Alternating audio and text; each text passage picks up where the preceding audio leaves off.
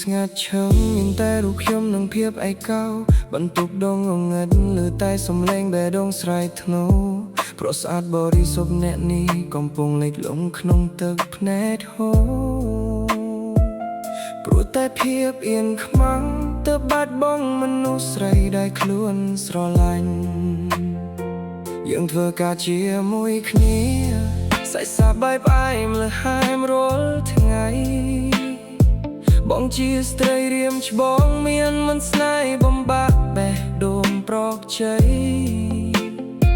លួចស្រឡាញ់គ្នាទៅវិញទៅមកតែមាត់ខ្ញុំវាមិនថ្លែងស្រដីអបជប់តែភាពអៀនព្រៀនរហូតធ្វើឲ្យអូននន់ចិត្តដើរចេញមានតែក្នែកកាយដែលនឹងថាខ្ញុំនឹកអូនដល់កម្រិតណារយប់អោបភួយបិទភ្នែកស្រមៃដងក្លិនកាយរៀមច្បងជីវ៉ាអារម្មណ៍ររៀលប៉ះពាល់ត្រដោសាច់ក្នែកខ្លាំងជំនួសកាយយំរៀបរាប់ប្រាប់ភួយអោបថាខ្ញុំស្ដាយក្រោយណេះថ្លៃ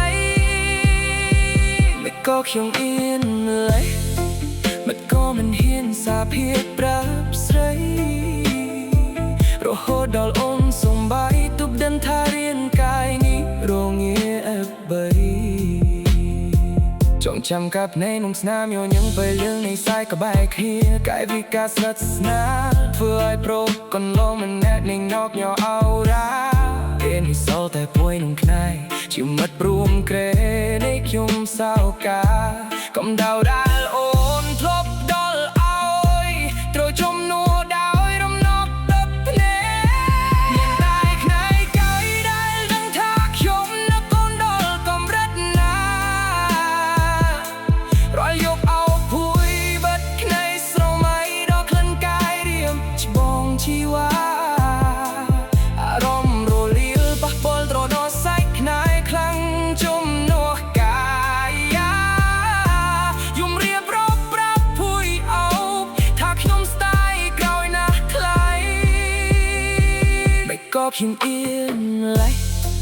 មិនក៏មិនហ៊ានសាភាពប្រាប់ស្រីរហូតដល់អូនសំបាយទើបដឹងថារាងកាយនេះរងាអត់បី